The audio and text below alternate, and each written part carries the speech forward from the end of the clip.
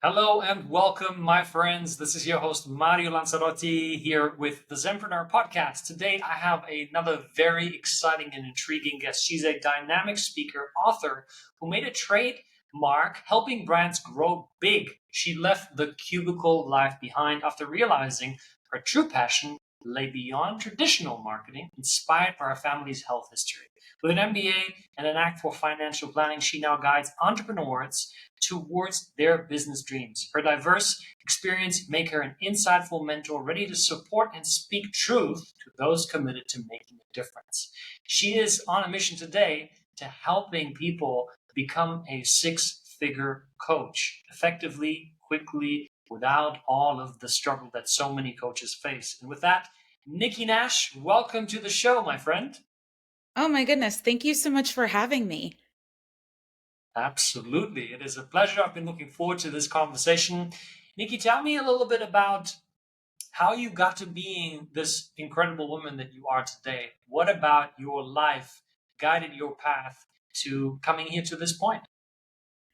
Yeah, I think I've always been, especially when I was younger, just guided by what felt like a good idea, even if it made zero sense to anybody else.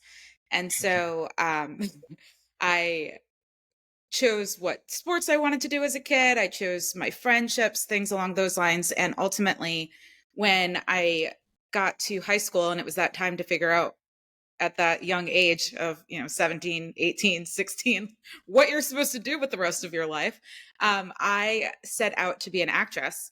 And this was long before, I feel like you'll appreciate this, long before I even understood that mindset was a thing. And I ultimately didn't pursue acting because of a lot of disempowering thoughts that I had. And so I moved from thinking I was going to be an actress to thinking I was going to be a journalist to going through a program on journalism and on the business of journalism and meeting a bunch of marketing and sales folks and deciding, hey, they seem fun. I'm going to go pivot there. And so I ended up in marketing after college, working at InStyle magazine and then Travel and Leisure magazine. And that just kept leading me down a path to ultimately working at ad agencies, working in corporate. And because of some family health issues, having the aha moment that I didn't want to spend my whole life in a cubicle. And I set out to pursue entrepreneurship and was going to start my own business long before I actually did it because, mindset came up again and I freaked out. Like at this point, Mario, I was making six figures since I was probably about 26 years old. And I quit my job without a plan, spent some time in Mexico, and then was like, all right, I'm going to start my own business, and literally freaked out because I didn't know how to replace, quote unquote, my salary from my own venture. And so I ended up being head of marketing at a tech startup and teaching marketing as a side hustle to entrepreneurs. And sooner or later, I realized that my side hustle was actually something that could be lucrative and that I enjoyed. And I set out to help entrepreneurs, particularly those in the coaching and online education space, attract and retain more of their clients. And that's been pretty much what I've been doing for the last 8 years. Tell me about that aha moment you had in your cubicle, because there's a lot of people that are there in that cubicle day in, day out, and not really, to put it mildly, not really in love with what they're doing. So I'm curious, what what is it that moved you over the edge, and what is it that you got in that moment that made you change your life so dramatically, as you just shared? Yeah. So this was, I feel like the year was 2014 or 2013. I think it was 2013. And my aunt was diagnosed with ovarian cancer. And the reason why that was such a thing is that her mother, who is also my mom's mother, so it was my mom's sister, my aunt, was diagnosed with ovarian cancer, and their mother passed away of ovarian cancer shortly after I was born, to the point where my mom couldn't see her mom before she died because she was in the hospital with me while my grandmother was passing away of ovarian cancer. And so my aunt had to go through genetic testing and found out that it's called BRCA2 gene runs in our family. My mom had to get tested. My mom tested positive. And so I then had to get tested as well as my younger sister. And while I was going through the testing process, it really had me thinking about what I wanted my life to look like. At the time, I was, I believe, 29 years old. I knew I wanted to have kids, knew I wanted to have a family, was living on the West Coast. So I was living in Portland, Oregon. My entire family was in New Jersey. I felt very far away from them. And while I liked my job, I no longer really had this strong desire to become like CMO of some Fortune 100 company. I was working at a Fortune 100 at the time. And I said, you know what? I want to live life. I don't want to spend my whole life working. And I worked really hard. I was working, shut down the computer, go home, have a life for a little bit, and then back on the computer. And it's not like I didn't do that at all when I was an entrepreneur, but I wanted to do it on my own terms. And I wanted to do it for something that I felt passionate about and that would really impact the world. And so it was really that moment where I was sitting in the car to go get tested, like driving to the place. And I'm like, you know what? Life's too short and I don't want to spend it helping somebody else's dream become a reality in like by sacrificing my own dreams. And so that was kind of the moment where I said, you know what, this isn't it. And it wasn't like life was bad. I wasn't in a, oh my gosh, things are wrong. It was more of, it didn't feel right. I relate to that. This moment where you see a lot of family members suffering, and you're asking yourself, is that the way that I want to live my life? And if you decide not to do anything about it, there's a very high chance that you're going to end up where your family members ended up already, because that's how human behavior works, especially with children and their parents, right? There's these mirror neurons that essentially mimic behavior, and so we end up at the same places that our family members already are. So I'm very happy that you decided not to take this path, or else you wouldn't be here. So tell me how you then what happened next. So you decided to leave a six-figure career to pursue business entrepreneurship on your own. What happened next until you got to the point where you are now at the place that you talk about, the six-figure coach? Yeah. So right after I quit my job, and I kid you not, I gave the company I worked for probably 3 months notice. And the only reason why I gave them so much notice is because I was already in what I didn't realize was a group coaching program. Like that's literally what I was in. It was internal, but I don't think I truly understood that coaching was a thing at the time. And I was in a group coaching program internally to help me advance my career. My boss was trying to book tickets for me to attend this development thing. And I had already made the decision that I was quitting. And so I gave them notice and I said, listen, um, my aunt's really sick. I want to be closer to my family. There aren't opportunities for me to stay within the company over there. It's not you, it's me, even though it was really like, it was me. Like, this ain't it for me, but it's also kind of you. And so I gave them notice and I went to Mexico. And the first week of Mexico, life was fabulous. I was with my entire family. We met there. We were in Puerto Vallarta, which is on the west coast of Mexico, and had the best time ever. And then the second week, I literally had an anxiety attack about being on my own. And it was, looking back, had I really given it my all and probably sought out mentorship, I probably would have started my entrepreneurship journey earlier, but I have zero regrets. So, long story short, I applied for a job as head of marketing at a tech startup because I told myself that if I was inside of a startup company, I could learn how to build a startup company and then I could start my own startup company, right? You see the, the logic in that. That's what I convinced myself. So I ended up taking a job as head of marketing at a tech startup. I moved to Boston, which was closer to my family in New Jersey.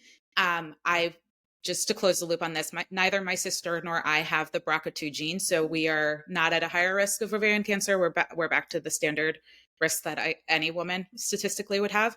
And so I took this job, and I was happy for about a month or two, maybe three, and then I was miserable because it wasn't my company. And so there were things that I would have done differently that I didn't have control over because I wasn't one of the founders. And I ultimately decided to quit shortly after my aunt ultimately passed away from ovarian cancer, which was about 2 years after I had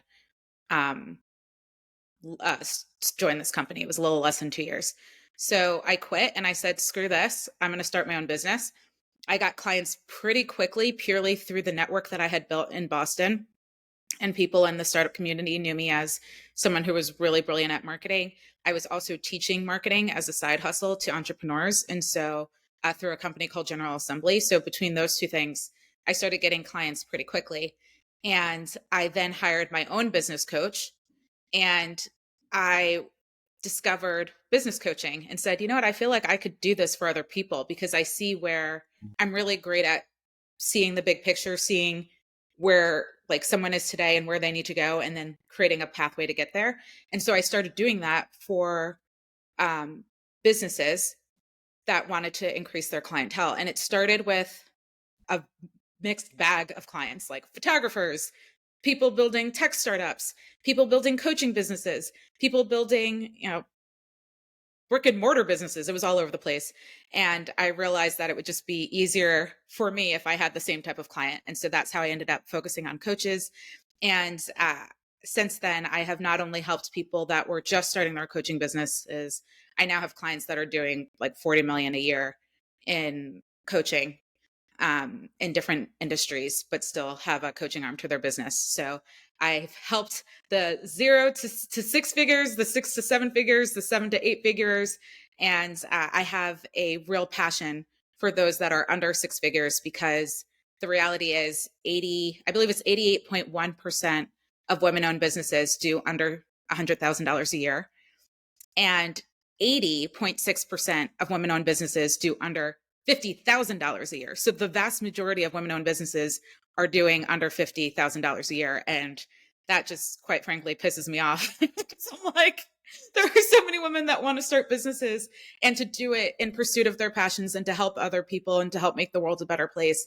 And many of them won't last and won't make it. And so that's why the 6-figure coach became such a thing for me, because I'm like, if I can get people out of the like 81% of like, right, like or the out of the 88.1%, out of the majority and into the top 12% of businesses, if I can get just like more people there every year, I feel like I'm doing some greatness in the world.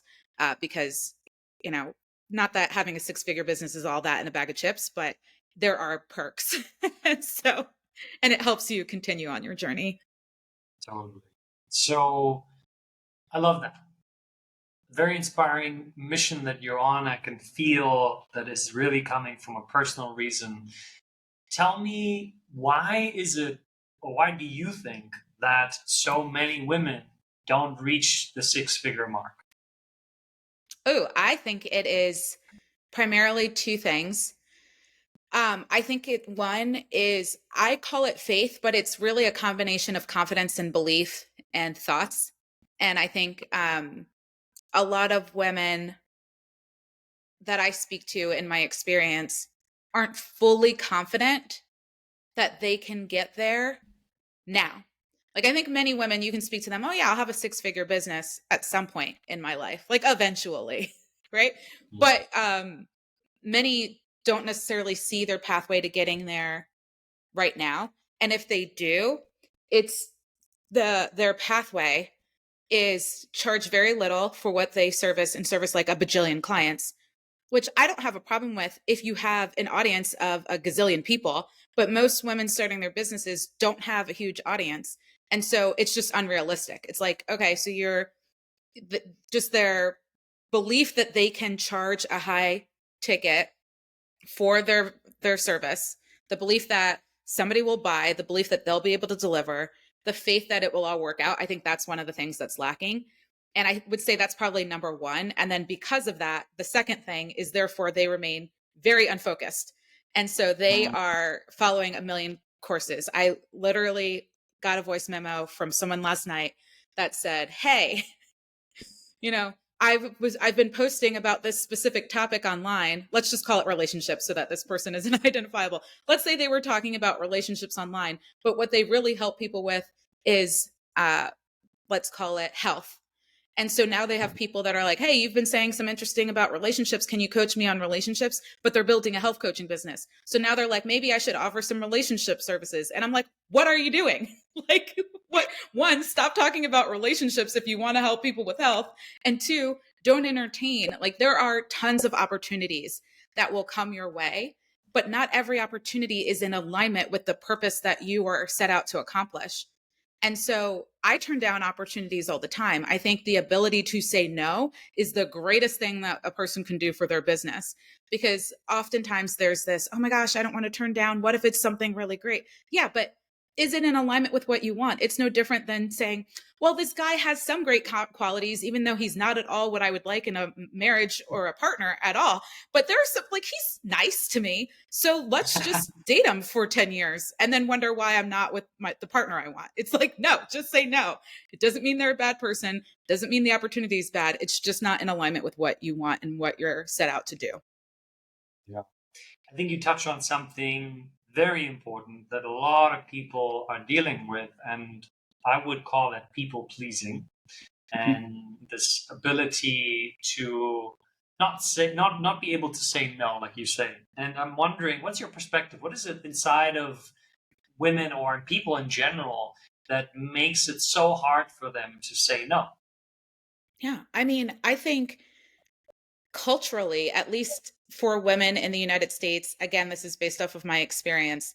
And I feel like this is other cultures and communities will resonate with this. We're not taught to say no. And then we're also almost criticized for it from a very young age. My favorite age with kids is like that three, like the toddlers, where they say no and they don't even give a reason why they said no. They're just like, no. Hey, you want your peas? No. Hey, Yeah. let's go outside and play. No.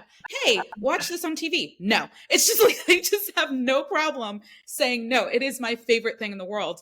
And it's because at a young age, it's not like we had a problem saying no. We said no all the time, which to me means at some point in time, the confidence and the audacity and the best way possible to just say no confidently and without any sort of fear that you're hurting the other person's feelings or that you're going to be perceived a certain way. You had that within you. And so if you want to have the ability to say no, it's like spend time with some toddlers or maybe appreciate your toddler's audacity a little bit more, because it's a part of us that I feel gets almost taken out of us through society. And I know for myself, at some point, I don't know the exact moment, but I was convinced that saying no hurt people's feelings or, wasn't a kind thing to do or was rude or something along those lines.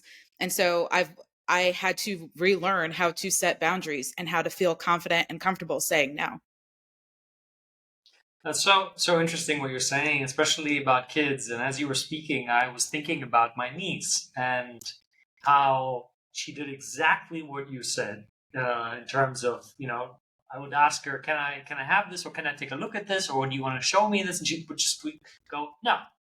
And in the beginning, I would sort of try to understand why, what's the no, right? And she would just go on with no. And then at some point, I caught myself. I was like, well, what's my behavior teaching her?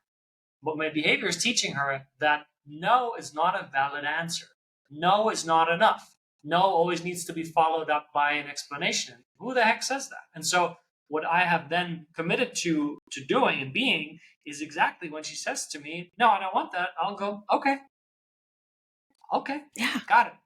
Right? And to teach her that that's enough. And I think that's a powerful lesson that you're sharing, that no is a full sentence. You don't need to explain to people why things don't work for you. I think because we live in such sensitive times, there is so much meaning that gets interpreted into a no. It's like, are you saying that you don't like me? Are you saying that I'm not good enough for you? It's like, no, I just said no. It's two letters. Yeah. So talk to me about this dynamic and how you see it playing out in pricing. Because obviously coaching and pricing, and I hear it all the time. I challenge my clients on a regular basis, say, hey, you're not charging enough. This needs to go up. And it's a big challenge. And I myself have struggled with this for a long time. So I'm curious what your experience is like with it, and on how you guide clients through this. Yeah. And what's so fascinating to me about the coaching industry is that coaching doesn't have the same pricing model as a consumer product, as a physical product. And when I worked in corporate, but primarily when I was in advertising, I advertised consumer product goods, like things you would find in a grocery store or in Target or things like that. That was my original background before I transitioned into tech and then ultimately coaching. And so with in that industry, you have a cost of goods sold. Like, it takes X amount of money to produce this thing, like this widget or this book or this, hair tie, and therefore you need to price it to make sure that you cover your expenses, and then there's profit and all this other stuff and taxes and etc. And with coaching, oftentimes it's really a reflection of how a person feels about their own coaching and what they believe somebody else will pay. And it's a bit of a mind game. It's like, I believe it's worth this. And so when it comes to pricing, the things that I think go into the equation is, yes, there are some costs associated with having a coaching business, whether you have a Zoom account or maybe you run paid ads or something along those lines. So you want to look at what you're actually spending to run your coaching business. You also need to take into account that you want to pay yourself, maybe ideally have a salary from your coaching business, and ultimately that you want like to pay your taxes, all that jazz. But outside of that, it's kind of you kind of are making up pricing. You're making it up. And what I encourage people to do is to take into account two things. One, nobody's going to pay for something that they perceive as less valuable than what the investment level is. So said another way, if they perceive that what you're promising in your coaching program or what's possible from your coaching program is worth to them $1,000, they're not going to pay $20,000 for it if they see the value of your coaching to be $1,000. So one, it's up, yeah, right? Like it's up to you to ensure that you are constantly showing the value of working with you, what's possible from being coached and mentored and guided by you, so that the Can I ask you value, a question? yeah, This is really great what you're, because you don't you didn't say, I want to clarify, you didn't say it's important for you to add more value. I'm sure you're going to get to that, but you mhm, said demonstrate it.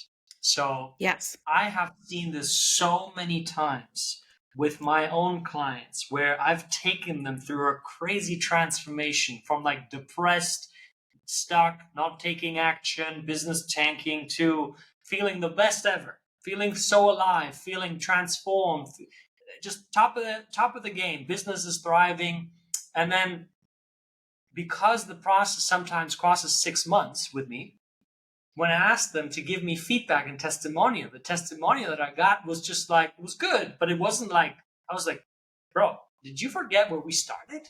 And then I had a conversation with them that, oh, you're so right, of course. And all of a sudden, the list of what they got out of it just went from like 5 things to 20.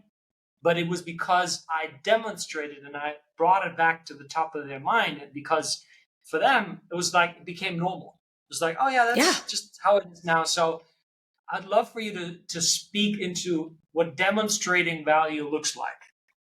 yeah.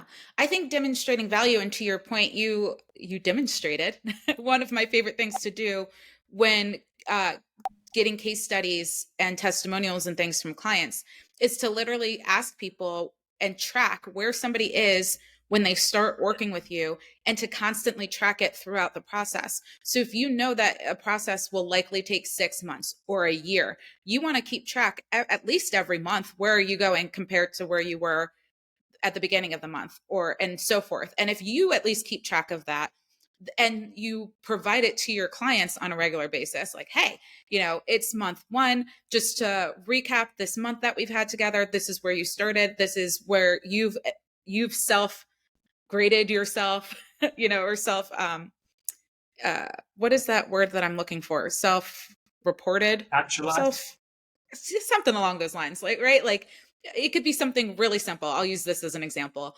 If you have somebody rate on a scale from 1 to 10 where they are in certain areas of their life or in things that you're actually helping them with, and if at the beginning of working with you, they rated themselves as a 3, and at the end of month 4, maybe everything was a 3 again except for one area, and that area moved up again. Okay, moved up a little bit. Great. You've improved a little bit in this area. And you do that consistently, and by the time they're done working with you, they've gone from a 3 in every area to a 6 or an 8. Then that's something that you can talk about and that they can speak to and that you can demonstrate to not only the clients that you're working with, but to those that are interested in working with you. And if they see over and over and over again that you help people go from, hey, I wasn't going on any dates at all, and I just didn't feel like I've rated my worth to a partner a 3. And by the time I was working with this person, I've been going on consistent dates and I now see myself as an 8. Like, people go, okay, I get it. I would actually rate myself a 5. I could probably get to a 9 or 10. Like, that sounds great. That's something that I want. That's worth something to me. I'm willing to invest. And I think so often people who aren't literally in the business of helping people make money devalue what they're bringing to folks because they don't think that their person will see the value in it. And so what I constantly see is coaches that are really, their heart is in health coaching, right? Or relationship coaching or mindset coaching. And suddenly they're trying to help people get more leads because they think that people will pay for more leads. And I'm like, you're not qualified to help people get more leads. Why are you teaching that? Oh, because I think people will pay for it. Okay. No, you have to show and demonstrate the value that you bring, not try to jump into something that you think is lucrative just because you can see somebody else making money off of it. And so, to your point, I think the demonstrating comes from tracking it, reminding your own clients where they're going throughout their process. And then I'm a big fan of interviewing those clients in a video format for case study purposes that they know will be used to promote what you do, to ask them, okay, where were you at the beginning? Where were you month 1? Where were you by the end? Talk about all the things you got out of it. What was the biggest takeaway for you? Why do you feel like this made such an impact in your life? How has this impacted other areas of your life? Things like that. So hopefully, guys, you wrote down some of those questions, but those are things that you can ask people and then demonstrate the value that you bring. This is gold. And I was literally exactly in the position that you described when I just had no idea what to describe myself as because I wasn't able to demonstrate the value of a mindset coach. I was a mindset coach. And, probably if you want to break it down, a lot of the work that I do today is still on mindset. Mindset, though, in my case, encompasses the way you feel, also the way you use your body, your physiology, your entire state of being. And I just didn't have the tools and skills to communicate that. And oftentimes I struggle to sell it because I was like, yeah, okay, this guy's an entrepreneur. He wants to double his revenue, and I'm not really a business strategist, and I don't really want to work on lead generation. And then I didn't really see the value myself. I didn't embrace that value of a mindset coach because literally, at the end of the day, everything is mindset. You know, Mm-hmm. the difference between you being able to implement a strategy and not being able to implement a strategy is your mindset. And so what do you see as a simple tool for people to identify who they want to be as a coach and who their most aligned clients are in the work that they offer to the world? Yeah. I tend to recommend people start deep and narrow.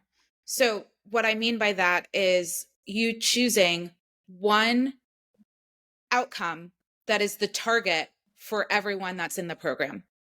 So, for example, or everyone that you work with initially, right? So, an example of that would be I help women, I'm making this up because this isn't what I do, but like I help women who have had a baby within the last 9 months get their pre-pregnancy body back without going to the gym. Like that could be something very specific. You may be able to help anybody live a healthy lifestyle and, you know, get in shape and be there for their children, all the things you're passionate about. But if you choose one thing that you're going to focus on helping people with, and then you're able to work with each person over and over and over again on the same target, and then you're able to measure, okay, how many people actually hit the target, what how many people got, what percentage hit the target, what percent missed, of those that missed, how close were they, what are the words that they use about the program, what are the other benefits of the program. Because to your point, that you said earlier, where you were struggling to sell your the value that you brought in your own services, I actually think the best people to market your business are the people that have gone through your programs, and to use their words and to use their case studies. Because what people really want to hear is, oh, is this person like me? Could I do what they did? I want to be like your one of your clients. I want to be your next success story. And in order to do that, the more focused you are, where you have a bunch of people getting similar results that are slightly, maybe they're a little different from a personality perspective or a lifestyle perspective, but they were all, you know, in this instance, moms that recently had a baby that wanted to get back to their pre-pregnancy weight because they refused to buy new clothes, and that really they wanted to feel confident about themselves, and they wanted the energy to be able to um, show up for their child and to chase them around once they became a toddler, because those cuties are fast. And so like they just wanted to be able to show up for their family. Like when you're that specific and you have people that you've helped over and over and over again, not only will you be able to better communicate it, you'll be able to charge premium prices, because you are someone who is an expert at helping somebody get a very specific result. Right? There's a reason why anesthesiologists make more than general practitioners from a doctor's perspective, or why like a plastic surgeon or anybody who's specialized typically makes more money than somebody who's more generalized in each industry. And so if you can specialize in something, even if at some point you want to become more generalized, that's fine. But if you specialize in something initially, it will help you move further faster. You'll have a better way of communicating the value you bring, and you'll be able to have many case studies and testimonials essentially saying the same thing in a different way, ideally with a diverse looking group of people, but like the same result. That's very, very practical, and I advise the listeners right now to pause, go back, take notes, because if you apply these strategies, you'll literally start moving your coaching business forward. I'd love for you to also speak into lead generation as a six-figure coach. What does that look like? What are some of the strategies that you see working really well? And are there any sort of strategies in 2024 that you predict are going to really take off, also going into the next year? Yeah. So I'm just, so folks get where I'm coming from. I am a strategist at heart. And what I mean by that is that I believe that the strategies at the highest level, like the principles, I'll say principles of marketing, don't change. It's the nitty gritty stuff that changes, right? Like TikTok wasn't a thing 5 years ago, right? 8 years ago, I built my business using Facebook Live. Instagram Live didn't exist. In fact, when I started my business, Instagram had only been accepting business accounts for a couple of years, because I started like Intel's Instagram account back in 2011, I think. And so things will constantly come up. There will always be like the next sexiest, hottest thing tactically. But at the end of the day, when you're looking to get leads, all you're really doing is identifying people who have a problem that you can help them solve, or have a desire that you can help them fulfill, and getting them to raise their hand and say, I know that the problem I have is something that what you do could potentially help me with, and I'm interested in learning a bit more.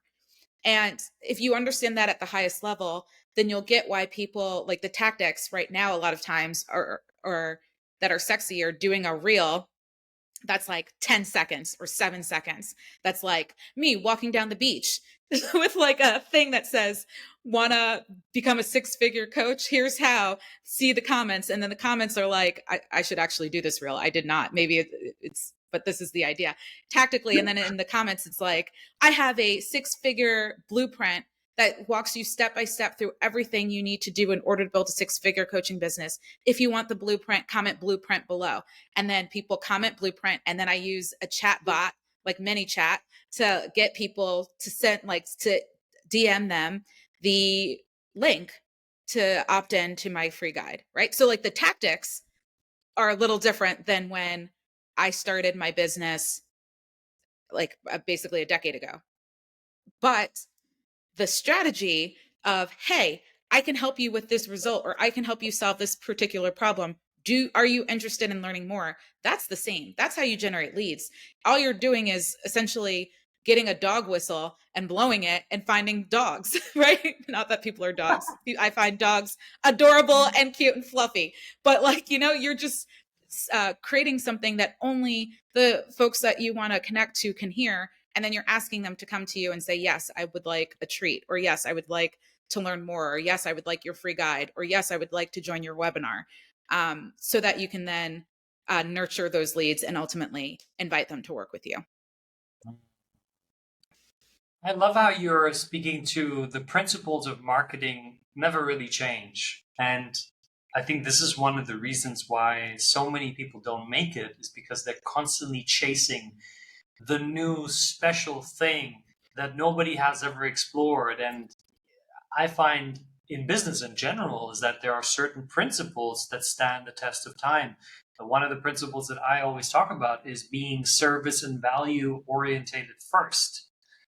When you're a service and value person first, before you ask for any sales, you're going to always leave people with a sense of impact, with a sense of this guy, this girl made an impact in my life. They actually care about me. They're genuine. They don't want to just sell me something. They just showed up. And that strategy has certainly helped me build a six-figure business. And I'm also interested to hear, what do you see are some of the things that coaches are being told to do that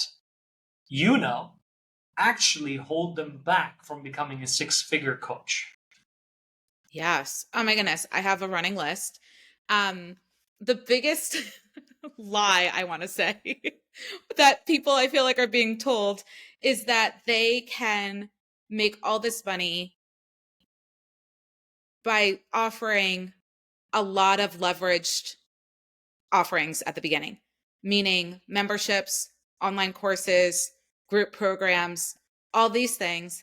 And the reason why it does not work for the majority of people is, I want to say there's definitely two reasons, but my lucky number is 3. So I'm probably going to come up with a third. The first is something we talked about earlier, and I can't remember if it was before or after we hit record. So hopefully, guys, this is new for you. But most people don't have a large enough audience to make it to 6 figures with a membership that's like $40 a month or $100 a month or even $300 a month. Most people don't have that size of an audience. If you just do the math, and I'm a big math person, but like do the math on what you're selling right now or what you want to sell and how many clients you would need or how many customers you would need to bring in on average $10,000 a month, right? Because that gets you to 120,000 a year. And if you do that math, then you have to assume that honestly, most businesses bring in like 0.5% to 3% of their total audience actually buys from them. So then you do the math and you divide that number by, let's be optimistic and say 3%, but I would be conservative and do 0.5%.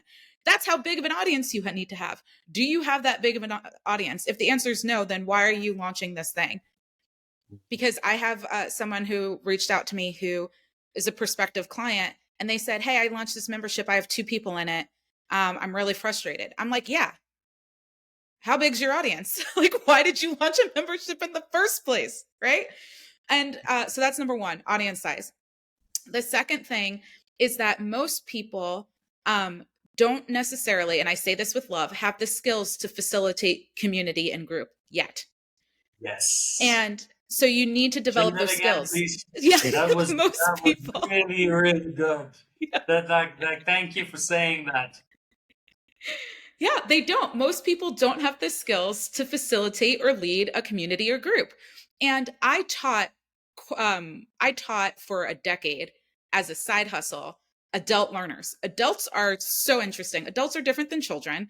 Adults need very specific things to get the education that they need, and you actually need to facilitate community. You can't just throw a bunch of adults in a room and assume that they're just going to find their people and be friends and be a community. There's so much to it.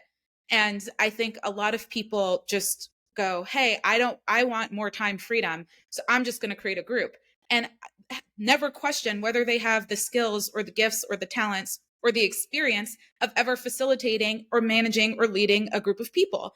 And that's so important. So it's like, skill up, my friends, in that area before you just launch something and expect people to be in your community and stay in your community. Because I've seen a lot of businesses and have then had to help a lot of businesses who got a lot of people to buy, but none of them are staying. And then they are one-hit wonders, essentially, right? So you have to have the skills to facilitate group. And then the third is, a lot of people don't even know their process works to then teach it to a group of people.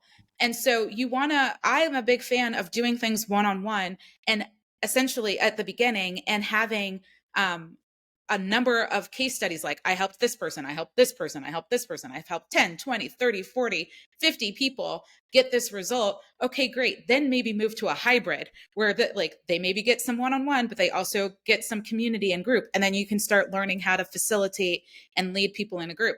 And then go into having something that's more leveraged. I like stair-stepping that approach, but a lot of people will be told, oh my goodness, I've made millions of dollars with my membership. You can have a membership too. Go create a membership. And usually they end up with one of those problems. They don't have the audience for it. Folks that can get the audience really quickly through paid ads don't have the skills to lead or guide a group, and or don't have the track record of helping people get results. That is so true, and you're essentially underlying the core principle of integrity. And I remember how I got started with what I'm doing today. And for the longest time, I coached probably by this time like 2,000 people all over the world.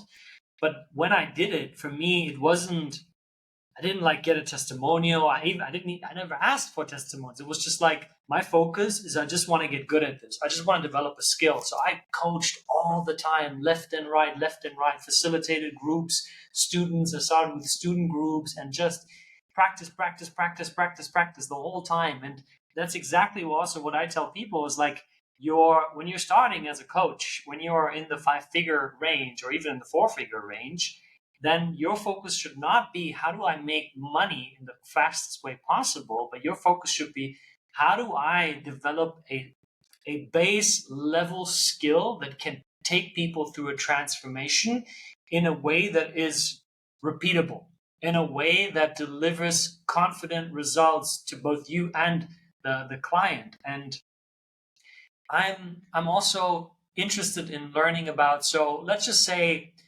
somebody is more experienced. Somebody goes through, look, I've coached 50 people, and now build a solid audience on my social media, and now I am interested in building a community. What does that look like? What does building a community entail, and how do you then take people from like a low ticket community to a high ticket, maybe group or one-on-one? Yeah. So there are a ton of different business models. And I think if you're looking to take someone from a low ticket to a high ticket, you really want to think through, what does that journey or pathway look like? And one of my favorite things to do is to do a low ticket, short term community, right? Like, where it's, hey, it's uh, a challenge for a period of time, and we brought people together and we got them some momentum. Or a workshop that I'm actually doing one right now with my business partner, and we do them regularly throughout the year, where we'll do these workshops and they last probably about 2 weeks. It's like a couple of days of actual workshop, but then community can ask questions and come together and support each other. So we do some community-based things there. If you're doing something like a membership, which I am totally cool with, or a course like a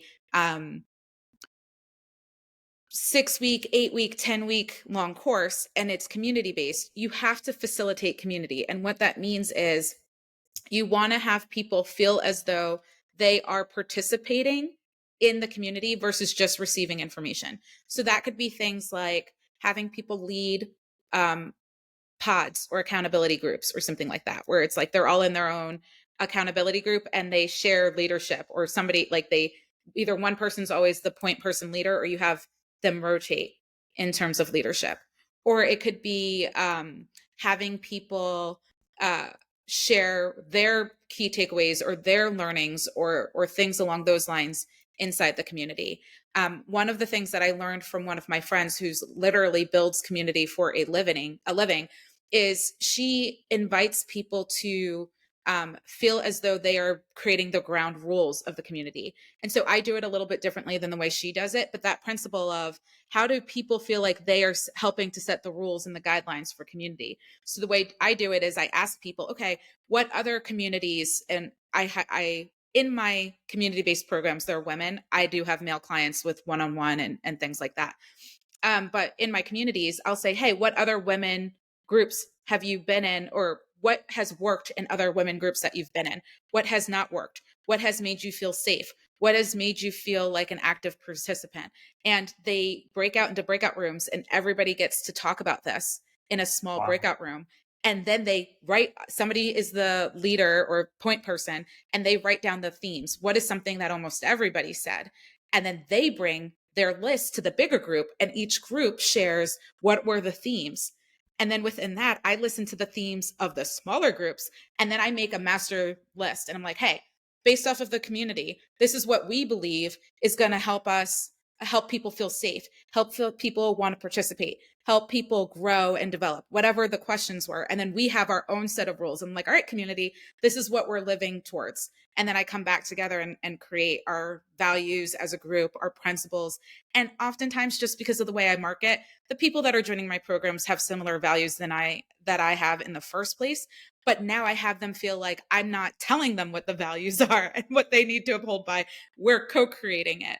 And I think that really helps start fostering community. So that's just one thing that people can do inside their communities to help people feel as though they're a part of something. I hope you're taking notes because I certainly am. While you were speaking, I was taking notes because I also have a community that I just recently launched, and this is certainly very good information that I can apply there. I want to know about another challenging area that I see coaches struggle with, and that is sales. You know, we've talked about lead generation, we've talked about valuing yourself and pricing. Now we get to the often dreaded part, sales. So, what's your philosophy on building a six-figure business when it comes to sales? Yeah. Sales typically what I've seen is that the biggest challenge that people have in sales, whether they realize it or not, is themselves. And it's what they think about sales, and it's what they're thinking while they're going through the sales process. And if you can show up to sales from the place and the standpoint of, I am being of service to this person to help them determine if my program is right for them and to help me determine if they're a right fit for my program. And to go into this conversation, not attached to the sale, not attached to making money, but purely from a place of service and purely from a place of, I'm going to let this person, as if they were my best friend, know whether I think this is a good idea or not. And then I'm going to let them make their own decision. And if you really like, I've turned people away from my programs because I said, you know what? This particular program is not right for you. Here's why, based off of what you want to accomplish, or based off of where you're at right now, or based off of whatever it is. However, I may know someone who they'd be perfect for their program. And I always try to come from a place of service where I say, I'm actually connected to or friends with or know this person who actually could better support you based off of what you're saying you want and need. Would you be interested in me making that connection? And I think when you're able to do that, um, and do it consistently and honestly, whether it's saying yes to inviting someone into your own program or turning them away, then you're acting from a whole nother level of integrity. And it has you show up differently in your sales calls and not be so attached to the sale. And I just personally believe that the more that I am honest and truthful in guiding and supporting people through sales conversations, the more clients I will actually get. Even if I say no to 100 people, I believe I'm going to end up with like 1,000 yeses, because it's just the nature of being truthful, honest, having the other person's best interest in heart. And in order to do this, it forces you to ask questions and shut up. Like, you really have to, in sales, ask questions, truly understand where somebody's at, what they want, what they need, etc., and then just listen. And if you can do that and you can truly listen for what people are actually saying and ask follow-up questions and not go with I don't believe in scripts and agendas. I do believe in general guidelines and things that you want to have, but I can't say the exact same thing to every person personally, because not every single person is the same that comes to me. And so I do have general things I want to know, but I think when you can show up that way, you'll be able to really support people in saying heck yeah or heck no to your offering. I think you and I, we almost have the exact identical approach to coaching. I love it. Yeah. Very much in agreement there with you. As we move towards the end of the conversation, a couple more questions that I have that are not related to business strategy, but they're more related to your own philosophy on life. And my first question is, how do you define peace, and how do you get to having peace in your life? What's your Yeah. way of getting there? Yes. So for me, peace really comes from this sense of knowing that I am in alignment with what I feel as though my purpose or goals or desires are um, in life. And the goals and desires and purpose may change. What I was up to and focused on when I was 20 is different than when I was 30, and I turned 40 this year. I know everybody's shocked. They're like, "No way, you're turning 40. You don't look a day over 10." No, I'm just kidding. But um, but for me, I feel a sense of peace when I know that I am living my life's purpose and I'm in alignment with that. And there am I always in that sense of peace and alignment every second of every day? No. But I think for me, what I like to do is constantly audit it.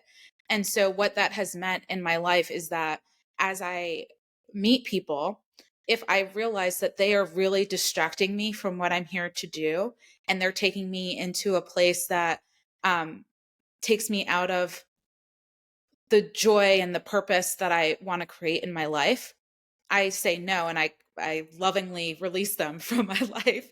It also means that I have to, or I choose to do things that are in alignment with my purpose and what I want to do that maybe doesn't always feel good, right? Like, I don't always want to do the extra rep at the gym. Sometimes I just want to half ass it, excuse my language, but I know that that's not in alignment with how I want to show up physically, mentally, emotionally on my pursuit of purpose.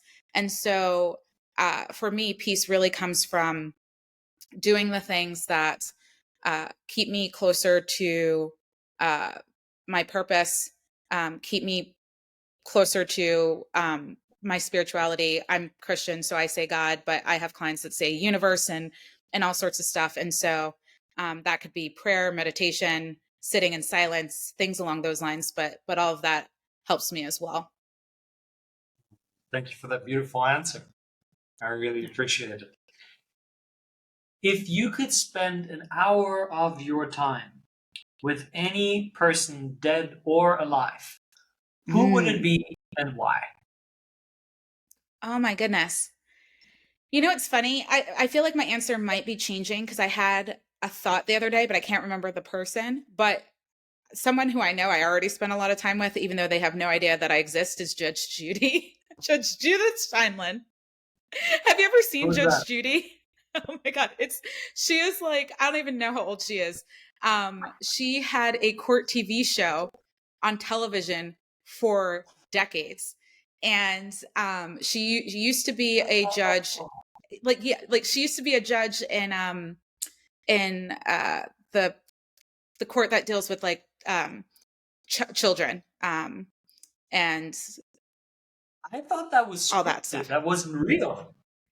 Yeah, no, I mean, I'm sure there are parts to it that are, it's reality televisions, but yeah, people have to be suing someone, in court or bringing their case to Judge Judy. And then she would, it's called arbitration here in the States. So it's like legally binding, but it's not mediation, but it's not court because it has to be done by, I think, someone who is like a lawyer or a former judge or something like that to do arbitration, I think, or have Yeah. some sort of ability to do so. But she is just a fascinating woman to me because she is one heck of a, not only does she just have rules on and sayings on how to live life, but she would negotiate her salary by basically putting a number that she wanted on a napkin and like sliding it to the executive producer and was like, essentially like, this is what I want, take it or leave it, sort of speak. And that just seems like I want to be able to negotiate. I don't even know what I'm negotiating for, but I want to be able to negotiate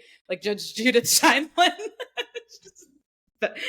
So I would love to have, I'd love to have some time with her. Yes. Exactly. This is what it's going to end the investment. Yeah. Nikki, I know you have also a little present for our listeners. So please tell the listeners what it's about, where they can find it, and then lastly, how can people best connect with you? Yes. Okay. So I have a step-by-step blueprint on how to become a six-figure coach, how to get your coaching business to six figures. You can download it at nikkinash.co/blueprint. It also comes with, for those of you that are highly auditory like myself, it also comes with a audio podcast. So you'll be able to listen to each step as an audio recording as well. And so you get that when you download the blueprint. You'll get the physical copy as well as an audio series that goes along with it. So again, that's nikkinash.co/blueprint. And the best place to connect with me would be, I am on the socials. So I'm Nikki Nash Official on Instagram. I voice memo people. I think that's probably my favorite place because I can leave voice memos back and forth with folks. Just let me know that you listened to me on Mario's show and ask me questions, connect with me there. But there or LinkedIn are probably the two most favorite places for me right now. Right. And I'll be sure to add all of those links in the show notes. Nikki, thank you so much for sharing your wisdom, your insights, your stories with us today. And I would like for you to have the last word of today's episode. Yes, I would say for those of you listening to stay focused, which is follow one course until successful, and to really believe without a shadow of a doubt that what you are pursuing and what you desire is going to happen. And I think that belief system will take you far and is everything, because I said this in my book, a great marketing plan on a piece of paper means jack if you don't have the belief system and the mindset to implement it. So you got this. Believe. Believe, people, believe. Believe in yourself. And with that, we are complete. Thank you, Nikki. Thank you, my dear friend, listener to this podcast. And I'll see you on the next episode.